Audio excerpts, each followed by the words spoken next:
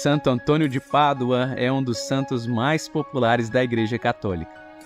Muitos de nós o conhecemos como o santo padroeiro dos objetos perdidos e roubados. Ou podemos conhecê-lo como aquele que normalmente é retratado segurando o menino Jesus, ou um lírio, um livro, ou até mesmo os três em seus braços. No entanto, ao olharmos para a história de Antônio, descobrimos a vida de um pregador e professor franciscano muito amado, um santo do povo. Santo Antônio nasceu no ano de 1195, na cidade de Lisboa, Portugal, e recebeu o nome de Fernando no batismo. Quando Fernando tinha 15 anos, ele se juntou à comunidade religiosa dos Cônegos Regulares de Santo Agostinho. Aos 17 anos, ele foi transferido para o mosteiro agostiniano da Santa Cruz, que era renomado por sua erudição bíblica. Lá, ele passou 9 anos em estudos intensos. Há todas as indicações de que durante esse tempo ele aprendeu as Sagradas Escrituras, memorizando-as de cor. Quando ele tinha 25 anos, Fernando encontrou 5 frades franciscanos que estavam a caminho de Marrocos, na África, provavelmente para morrer como mártires pelo Evangelho. 5 meses depois, os corpos desses 5 foram trazidos de volta de Marrocos. Fernando ficou profundamente comovido com as mortes deles. Esses homens arriscaram suas próprias vidas por amor ao Evangelho, e Fernando se sentiu inspirado e determinado a fazer o mesmo. Com entusiasmo, ele foi ao convento franciscano e disse aos frades: "Se eu puder ir a Marrocos e imitar esses irmãos, com prazer me juntarei a vocês." Pouco tempo depois, com a relutante permissão de seu superior agostiniano, ele se juntou aos frades, adotando o nome de Antônio. Fernando escolheu o nome de Antônio como uma referência a Santo Antônio do Deserto, mais conhecido aqui no Brasil como Santo Antão. O monge do século IV dava o seu nome ao eremitério franciscano, onde Fernando foi acolhido na ordem fundada por São Francisco de Assis. Fiel à sua promessa, os franciscanos permitiram que Antônio fosse para o Marrocos, para ser uma testemunha de Cristo e, se necessário, um mártir também. No entanto, Deus tinha outros planos para esse jovem generoso. Pouco depois de chegar a Marrocos, ele ficou gravemente doente e, após vários meses, percebeu que precisava voltar para casa. Durante a viagem de retorno, o navio foi atingido por uma tempestade violenta e desviou-se do curso, indo parar na Sicília, onde desembarcaram na cidade de Messina. Em Messina, Antônio encontrou um grupo de frades que o acolheu e cuidou dele até que se recuperasse.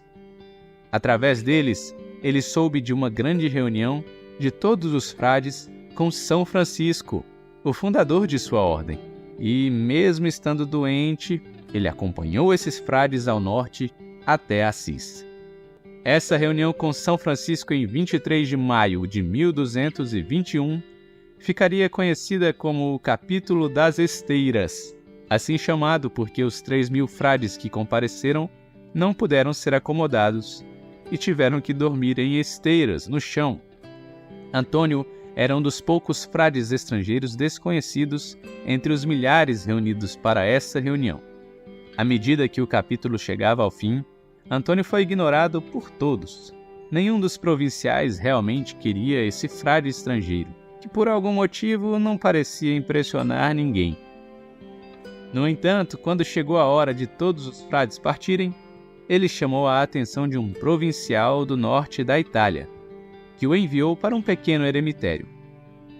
Nessa pequena fraternidade, ele viveu uma vida simples, realizando tarefas simples como limpeza, jardinagem, arrumação de mesas e lavagem de pratos. À época, ele era conhecido apenas como um simples irmão que vivia alegremente entre seus irmãos, em contemplação, fraternidade, pobreza e alegria. Esse período durou 12 meses. Talvez nunca teríamos ouvido falar de Santo Antônio se ele não tivesse ido a uma ordenação de alguns dominicanos e franciscanos em 1222. Parece que a pessoa que havia preparado o sermão para a ordenação não compareceu, e o provincial pediu que um dos frades franciscanos fizesse um breve sermão. Como nos conta a história, Antônio foi convidado a falar algumas palavras simples. Então ele se adiantou e começou a falar de maneira simples e sincera. No entanto, o fogo que ardia dentro dele tornou-se evidente à medida que ele continuava a falar. Seu profundo conhecimento era inconfundível, mas sua santidade era o que realmente impressionava a todos ali. Agora ele estava exposto, e sua vida tranquila de oração e penitência no eremitério foi trocada pela de um pregador público. São Francisco ficou sabendo dos dons ocultos de Antônio e logo ele foi designado para pregar no norte da Itália. O problema com muitos pregadores na época de Antônio era que o estilo de vida deles contrastava fortemente com o das pessoas pobres para quem pregavam. As pessoas daquela época queriam ver um estilo de vida genuinamente inspirado no Evangelho, em seus guias espirituais. E em Santo Antônio encontraram isso. Eles foram tocados por quem ele era, ainda mais do que pelo que ele dizia. Apesar de seus esforços, nem todos estavam abertos para receber sua mensagem. Um dia, enquanto pregava em uma cidade governada por pregadores hereges, as pessoas da cidade não gostaram do que ele tinha a dizer e se recusaram a ouvir. Então, Antônio voltou-se para o rio e pregou aos peixes, e a história conta que os peixes ouviram, um milagre. Enquanto Antônio continuava a pregar para o povo e ensinar os frades, ele assumiu mais responsabilidades dentro da ordem. Em 1226, foi nomeado superior provincial do norte da Itália. No entanto, como sempre, ele ainda encontrava tempo para a contemplação e a oração em um pequeno eremitério. Por volta da Páscoa de 1228, aos 33 anos, enquanto estava em Roma, ele conheceu o Papa Gregório IX, que era um amigo fiel e conselheiro de São Francisco. Naturalmente, Antônio, agora famoso, foi convidado a falar. Ele o fez humildemente, como sempre, mas a resposta à sua fala foi tão grande que as pessoas mais tarde disseram que parecia que o milagre do primeiro Pentecostes se repetiu.